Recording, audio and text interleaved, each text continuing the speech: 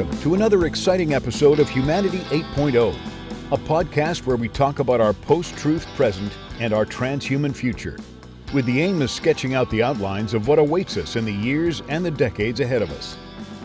This podcast is brought to you by Rokos. Companies with limited IT budgets and personnel can now get the same cybersecurity protection as big enterprises. Rokos' Secure Access Service Edge, SASE solution, with zero trust, provides enterprise-grade comprehensive cybersecurity so that you can focus on your business. For more, please visit www.rokos.com. That's ROQOS.com. And now, here's your host, Dr. Ahmed Bouzid, founder and CEO of Witlingo.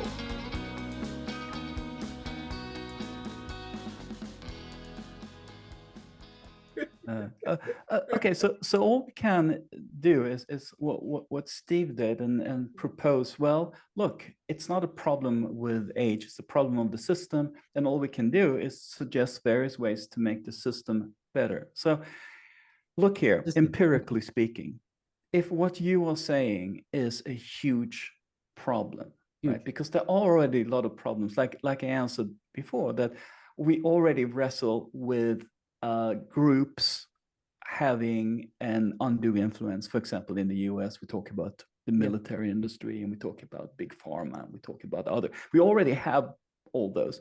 But if what you're talking about, the political power, for example, if that is such a big problem in longer living places, then we would see it. Then Sweden would be one of the worst places. But in Sweden, the prime minister is around 50, right? Mm-hmm. So we have countries with the oldest population would have very young ministers running the place, which has a high level of equality and opportunity for young people and old people alike, right? These are welfare states, right? And, some of the people who remember to keep the welfare state going are older people who have been in different stages of their life. Mm-hmm. So if there is a little bit more tendency of older people to be one way or another, well, that might not be so bad. Look at Sweden, look at Finland, look at Denmark, look at Japan, right? Fairly decent societies. And then you look at the societies with the lowest life expectancy, like Afghanistan, they're the most conservative societies, right? Oh, they're poor. They're poor. Let's not talk about conservative. Anyway, I think. Yeah, they're poor. What I mean is there are a lot of other factors than the average age or how long people live, right? Right. And here we haven't even mentioned the transhumanist arguments that, hey, in the future, if we're healthy, we're also going to be connected to Neuralink and so on, right? We're going to be very alive in our minds. Yeah, I'm not interested in that as such right now. No. But what you said about Sweden, so that's interesting, right? Because I'm looking for a solution. I'm not looking for a shouting match, and so I want to cling on to that, right? So, what's the United States? What is the difference that you think? What's the delta between the way you guys are doing things? I'm gonna say you guys, meaning Sweden and Scandinavia. Where the population is older, and yet the leaders are younger. Why do you think we have that kind of an arrangement? Because I think that's how we can have a healthy society, assuming that the folks who are in charge were not groomed, right? Meaning they are coming up with new ideas. So it's Patrick. Yeah. I mean, they are groomed. I mean, they're groomed, but they're groomed by left liberal social democrats, for example. But I mean, there are other parties as well. So they are continuing a tradition, although they are young, like you said before. But I think so. It matters. Like, what are the ideas? What is the culture? Like things that don't intrinsically have to do with how long we live, so to speak. So if we have a society with a healthy political culture like that, then we can avoid having what you said, this like the bad effects of an aging populations, apparently, right? But also in America, I mean, you did have Obama, who's very young, so it is possible, right? But it's but he didn't change that. He didn't change much. I mean, your question is exactly pointing in the right direction. Study aging societies that are doing it well, learn from them and apply it. Yeah, I mean that's constructive, right? Exactly. No, I'm looking for an answer. So Yeah. and so therefore, if you were to say, okay, I have now given you direction in terms of what to do, what to like, how would I go about learning more so that I can say, here's the difference between the American society and, say, I don't know, Sweden, and translate whatever I learn into policies, or create a, let's say, when I want to create a group that that is activist and that lobbies and that does something, what would, how would you point me in direction where I can convert that into action? Like, what kind of things can I find out, or should I learn? Should I learn about how somebody how the wealth is distributed, or what do you think is the main thing that is driving that difference to exist? I think I passed that question to Steve while I'm Okay. thinking about that. Should I rephrase? Maybe it's not clear. Maybe it's not clear. Okay. So my point is, okay, Sweden is, I'm going to accept as a potential model for how to go from where we are today in a society where, in the United States, where the leaders are the old folks and they are clinging to power and so on, and doesn't seem to be another way to dislodge them until they collapse. Okay. Whereas in Sweden, it seems to be that younger folks are able to accede to power without having to wait for the older ones to collapse, right? So the question really is, what is the driver there that I should be looking for? Is it the wealth distribution? Is it a tradition? Is it an ethos that what do you think would be? Can I make a let me okay, so Sure. let me Yeah. have a shot at this. I would say there are two ways of thinking about this. So one way is actually, again, it's a procedural thing. It's a procedural thing that in a way deals with this sort of age difference business, but doesn't necessarily, you can talk about this without bringing in longevity, actually. And this is a proposal that actually Friedrich Hayek had about voting, because he believed that people should only vote once in their lives, and that was when they were at the midpoint, right, of whatever the the life expectancy of the country was. Sounds like what Vivek is proposing, right? Go ahead. Right. Well, but the point is, right, in a sense, you're sort of equidistant, and you, in a sense, have the most especially if you're talking about a democracy, right, where you have the kind of most balanced picture of what's before and what's after. And so you're, in a sense, you're sort of facing both ways at once. I mean, at least this is the theory, right? And that would then, put people in the mindset to actually think about, the full, demographic, age-wise at least, right? It doesn't necessarily solve the wealth issue that you're raising, but the age issue might be solved this way, because we are kind of, we do have various kinds of rules concerning the age of people to vote, right? But this would be a different way of conceptualizing the matter that might address the issue. So that's one idea. Another idea also is we need to have a kind of, and this kind of would feed into sort of maybe the issue, this would be kind of supportive if you had a kind of extended longevity society.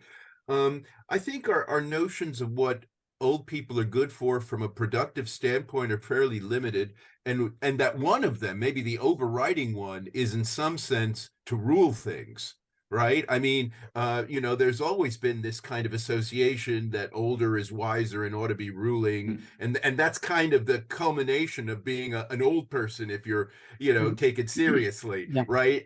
And as long as we have that as kind of the kind of monolithic ideal of what an old person should be, then I think we get this kind of problem you're talking about. Right. But if we have different kinds of role models for what it's like to be a productive old person that doesn't involve ruling the country, right? But nevertheless is recognized as productive and welcomed and non-competitive with younger generations, right? Then I think some of this problem would disappear too, to a certain extent, right? Yeah, I mean, I think you have to decouple, age from competence in ruling. Yeah. I mean, this is a problem actually goes, Plato in a way started this problem, of course, because in the Republic, right, the people who are going to be, the philosopher kings in training who are going to end up ruling the society, right, they're sort of incubated until they're 50 years old, which by Greek standards is pretty old, right? And then they're unleashed in the world, right?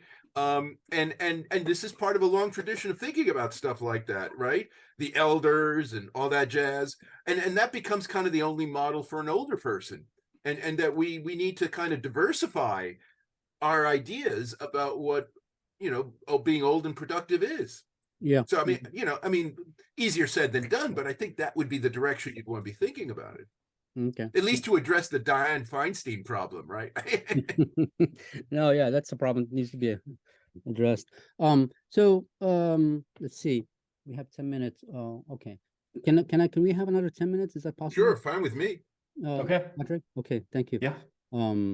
So so I understand that, and so I at least I have some constructive next steps for me to go and explore that crystallized question, right? We do have societies where the population is older and we have leaders who are younger. So that's a problematic I want to look into. Not a problem, but a potential interesting avenue of research. Now, what I remain I'm wondering is the accumulation of powers. The more time you have, the more you learn, the more you connect with people, the more money you can save, and the more this and the more that, right? And therefore, you do have sort of a very concrete disadvantage. Plus, if the only difference between a 100-year-old guy or gal and somebody who is 30, right? They are both cognitively competent, just as smart, just as witty, just as healthy, and so forth. The only difference is accumulation of power. Then I think the conception of the old person being wiser, sort of paradoxically, I think takes a back seat. And these two folks, the 20 and the 100-year-old who are, they both look young. They're both healthy and they're both smart and they remember stuff and all that, cognitively competent. Then it becomes competition between a 20-year-old poor person and a 20-year-old rich person, as it were, right? Rich person, rich across the board, rich in knowledge, rich in sort of a boosted up 20-year-old, right? Sort of a super 20-year-old person. So if I look at it that way, and again, this probably is a caricature of life, right? But if I look at it that way, then then how do I solve that problem of pure power, right, between these two? And I say this because I want to introduce this concept here. Probably you're aware of this phenomenon in Japan called juhatsu. Have you heard of juhatsu? What is that? Juhatsu. Okay, juhatsu is folks, instead of committing suicide, right, because of whatever circumstances, you just disappear completely, right? You disappear. You leave everything. Disappear. In what sense do you disappear? You are no longer in contact with your family. You leave your job. I see. You're totally as if you were dead, except you're not dead, right? And there are places where they go to actually, right? And they're taken care of, right? And you don't have to be old. I mean, you could just be like, I fucked up with my life, right? I made some big mistakes. I disappointed my parents, whatever it may be, right? Especially in Japan, where the culture of shame, complete shame, like you failed your family completely. Instead of killing yourself, you go there, right? And it's sort of a death. It's an interesting concept I found. It's sort of a death, right? Like, and so this is an improvement over death. For me, well, I mean, I'm still thinking. Maybe Patrick might want to deal with that. I'm trying to. I just came across it like a week ago. I haven't absorbed it completely. But I guess, Patrick, it is an improvement over death, right? Because death is the ultimate evil, Patrick. Isn't that right? Right. But the question is this: it's best avoided. I want to hear what Patrick has to say about this because, okay, so it's sort of a death, but I'm sure you like that because the person is still sentient, they're still able to do things, but they're no longer themselves because you are really all your connections and all, yourself is lost in a way, but you're still alive as a sentient being, right? So what do you think? You really set him up well there. That's great. You've set Patrick up totally. Well, again, when you talk about power, it's you get, it's almost like I feel you have this image of it's like an abuse of power or something like that. But I mean, if I think you have to look at the system here, that it could be a system that like a Swedish system that guarantees certain basic bundle of rights and opportunities, for example. So you're young, but you have access to education, you have access to what you need to formulate your life, and also you have ordinary liberal rights, that no one has the right to kill you or enslave you, etc., right? So that you have the power of the kind of the bundle of liberal rights and opportunities, and the kind of a safety net. Also, we have to look at the economic opportunities, of course, of a healthier population, right? All economists agree that it would be a boost. So if the system is all right, then the system will be able to provide a kind of decent starting point, right? And also a kind of protection from abuse from the elder, even if the elder has a lot of power, right? There's some protection. So like Musk can't openly go out and just shoot somebody, for example, just because he has that power. Before I forget, can I just say one more thing? I'm sorry, go ahead. I'm sorry. So there's a book about like what makes a life good by a philosopher called Jean Casses, and in that she lists a hope of gradual improvement of your life, right? So if I am dropped down in a society that I know that over time I'm able to constantly improve my position, that's really great, right? Because as long as there's hope, life can be pretty happy and good, right? When you have a reasonable expectation that things will get better for you, which is the opposite of now, when we know that the longer we live, the higher the opportunity for us to get sick and lose our friends and so on so quickly, right? At least now we have a little bit more hope, so to speak, right? So it could be part of the quite good good situation if we have a system that guarantees a certain bundle of liberal rights. And well, the reason I bring it up is, could it be potentially what should happen to somebody when they are 100 years old? They need to go and they need to disconnect from, they need to give away their money, they need to disconnect from their connections, they need to go off and then build a whole new life. You know, they still have their knowledge, they still have whatever, but they are no longer this power center.